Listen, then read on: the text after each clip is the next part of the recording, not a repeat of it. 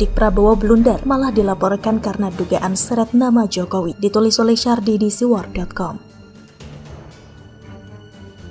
Sebelum kita lanjut, jangan lupa subscribe dan nyalakan loncengnya agar Anda menjadi yang pertama mendapatkan informasi dari jurnal terupdate. Wakil Ketua Dewan Pembina Partai Gerindra Hashim Joyo Hadikusumo atau adik Prabowo dilaporkan oleh sekelompok orang yang menamakan diri sebagai Aliansi Mahasiswa Sultra Pendukung Jokowi ke Polresta Kendari. Ternyata ini terkait dengan Hashim yang diduga telah menyebarkan hoaks mengenai kabar dukungan Partai Golkar ke kubu Prabowo atas izin dari Presiden Jokowi. Jadi ucapan Hashim ini dianggap mencatut nama seorang presiden untuk narasi politik tertentu. Seolah dukungan PAN dan Golkar kepada Prabowo adalah karena campur tangan Jokowi. Jokowi kemudian sudah menegaskan tidak ikut campur atau terlibat dalam dukungan partai-partai politik terhadap Prabowo. Jokowi anggap koalisi yang terjadi antar partai adalah urusan masing-masing partai, bukan urusan Jokowi. Pernyataan Hashim sudah resmi dibantah oleh Presiden dalam keterangan di Istana Negara. Menurut saya, laporan ini tidak akan berefek apa-apa, tapi dampaknya tidak bisa dianggap enteng. Selama ini nama Jokowi selalu dimanfaatkan oleh kubu Prabowo. Prabowo dekat dengan Jokowi. Dibilang Jokowi dukung Prabowo, Prabowo ketemu dengan Gibran. Dibilang itu adalah bentuk pembangkangan Jokowi kepada PDIP. Dan sekarang, PAN dan Golkar mendukung Prabowo, juga dianggap hasil intervensi Jokowi. Sangat menjijikan sekali narasi ini, bukan cuma Jokowi dianggap lebih mendukung Prabowo, tapi juga narasi ini dianggap membenturkan PDIP dan Jokowi. Ini strategi merangkul pihak Jokowi sekaligus mengadu domba dari dalam. Persis seperti kuda Troya yang menyusup lalu menghancurkan dari dalam ketika lawan lengah dan tidak waspada.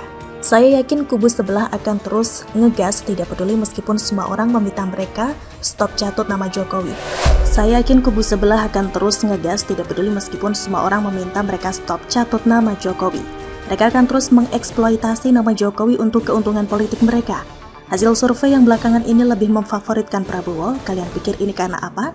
Ini karena ada sebagian yang dulunya mendukung Jokowi beralih mendukung Prabowo karena merasa Jokowi lebih mendukung Prabowo.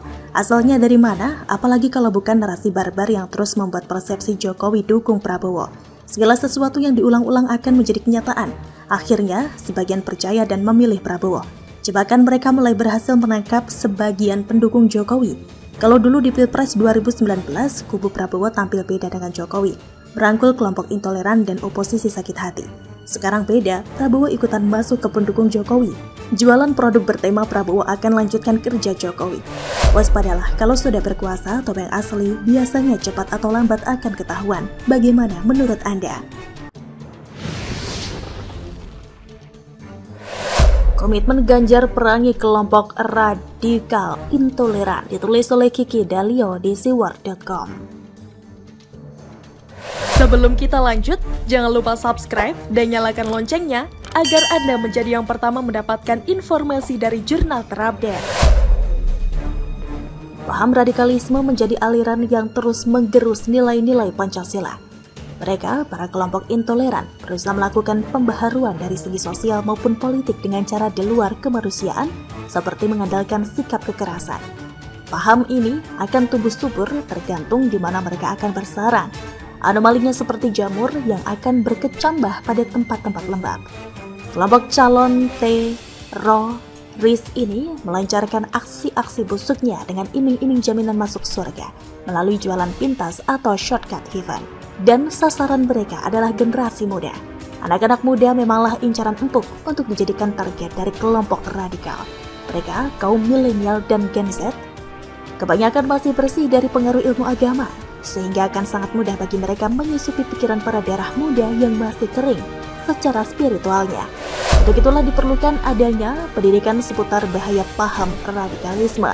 Selain pengembangan wawasan seputar anti-radikal, dibutuhkan pula sosok pemimpin yang tanggap dan siap bertempur menumpas maraknya paham radikal. Di Jawa Tengah ada figur pemimpin yang sangat menjaga komitmennya untuk memerangi gerakan paham radikal. Sebut saja beliau Ganjar, seorang politisi ulung yang selalu menjadi agile leaders ketika melawan yang namanya intoleransi. Keberaniannya seakan tidak pernah ciut untuk terus menumpas paham yang memicu perpecahan bangsa. Giatnya Ganjar menggebuk aliran tersebut guna menyelamatkan negara serta generasi penerus bangsanya agar tidak terpapar paham yang sejatinya dapat mengoyak tatanan nilai dalam beragama. Di saat ada oknum yang melibatkan kelompok radikal sebagai kendaraan politik mereka, justru Ganjar secara belak-belakan menindak tegas aliran yang disinyalir akan memporak-porandakan kedaulatan negara dengan cara-cara epiknya. Seperti yang saya sebut di awal tadi, jika peluang terbanyak bagi kaum intoleran ini menyusupi keyakinannya pada anak-anak yang cenderung masih mencari jati diri, membuat Ganjar melakukan gebrakan penanaman ilmu pengetahuan yang berbau radikalisme mulai sejak dini. Seperti imbauannya kepada para orang tua untuk mengontrol anaknya dalam bermedia sosial, karena dari media elektronik itulah penyebaran radikalisme secara aktif mempengaruhi pikiran. Ganjar juga turut mengingatkan para pengajar di sekolah guna memberikan edukasi seputar bahaya radikal, karena Ganjar sadar jika masih banyak informasi yang hilir mudik menyambangi telinganya, apalagi ASN yang seharusnya berkontribusi menjaga kedaulatan negara justru terlibat dengan organisasi terlarang seperti halnya radikal. Untuk itulah selain memberikan arahan pada tenaga pendidik, Ganjar juga tidak segan untuk mengultimatum ASN yang berafiliasi paham radikal dengan cara dipecat. Sudah ada bukti jika Ganjar konsisten terhadap ucapannya, jangkung berambut putih ini setidaknya telah memecat 7 kepala sekolah yang terindikasi menganut paham radikalisme. Ini bukan masalah tega atau tak tega, namun ini sebuah hukuman bagi oknum yang berusaha mendoktrin generasi penerus bangsa untuk masuk ke dalam kubangan kotor, serta menciderai nilai-nilai Pancasila. Ganjar secara tegas berani mengatakan, sudah jelas apakah itu yang ditetapkan oleh pemerintah. PKI gak boleh, HTI gak boleh, FP juga gak boleh, yang sesuai, silahkan check out. Mungkin tindakan yang dilakukan Ganjar itu sangatlah langka bagi seorang pejabat. Karena di saat banyak pejabat lain memilih bungkam, tapi Ganjar malah secara terang-terangan membasmi jamur-jamur perusak ideologi bangsa di hadapan warganya. Ya, Ganjar adalah Ganjar, orang yang selalu teguh pada prinsip hidupnya untuk terus melakukan perlawanan pada organisasi intoleran. Tidak pernah setitik pun ada rasa ragu ataupun takut dalam langkahnya berperang menumpas kaum khilafah dengan dalih ingin berjihad namun menggunakan cara-cara yang salah. Ganjar akan terus menjaga bibit-bibit tunas mudanya agar terhindar dari racun mematikan yang namanya radikal. Ia akan terus memantau serta mengawasi setiap sekolah yang dimana menjadi tempat para generasi bangsa mengenyam pendidikan. Gubernur 2 periode itu juga turut menggandeng Densus 88 anti teror untuk ikut serta dalam upaya deradikalisasi pada anak-anak sekolah.